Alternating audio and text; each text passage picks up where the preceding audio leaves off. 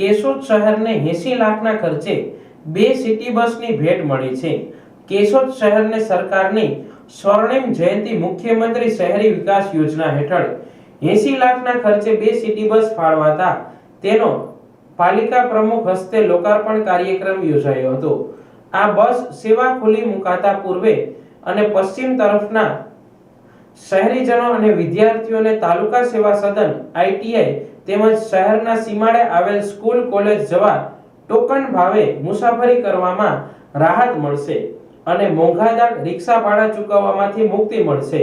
હજુ સુધી પાલિકા આ બસને કયા રૂટ પર દોડાવવી, મહિને કેટલી આવક અને ખર્ચ થશે તે નક્કી કરી શકી ન હોય।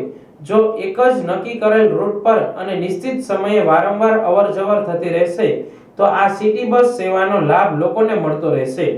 જો સમય અને રૂટમાં ફેરફાર કરાતો રહેશે તો જિલ્લાના ઘણા શહેરોમાં આવા પ્રકારની બસ સેવા લાંબો સમય ચાલી ન શકી હોય તેને ધ્યાને લઈ આ બસ સેવા લાંબો સમય ચાલશે કે કેમ તે અંગે શહેરીજનોએ તેમના જુદા જુદા મત રજૂ કર્યા હતા।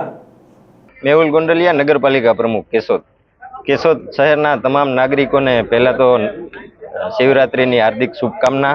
આજરોજ મહાશિવરાત્રિના પાવન પર્વે કેશોદ નગરજનોની સુવિધામાં વધારો થાય એના માટેનું સિટી બસ 2 એ કેશોદના અલગ અલગ વિસ્તારમાં ફરી અને વિદ્યાર્થીઓને અને મજૂરી કરતા લોકોને તથા તમામ નાગરિકોને સરળતાથી અને ઓછા ખર્ચે પોતે ગામમાં આવી જવી શકે એના માટેની 2 સિટી બસનું કેશોદ નગરપાલિકા દ્વારા આજરોજ લોકાર્પણ કરવામાં આવેલ છે।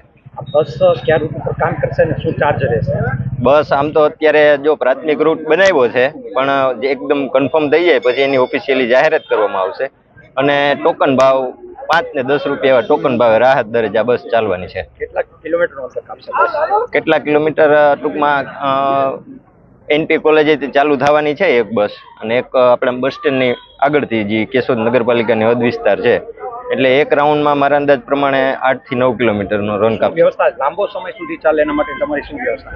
લાંબો સમય માટે જો એક તો નગરપાલિકાનો વાહન શાખા છે એને એના હેડને બધાને વ્યવસ્થિત સમજાવી, વ્યવસ્થિત ડ્રાઈવરો, કંડક્ટરો બધાય રાખી અને શહેરીજનોને વધારેમાં વધારે સિટી બસની સુવિધા મળે અને ક્યારેય વચારે તમે કયોની જેમ રોકાય નહીં એવા બધા તમામ પ્રયાસો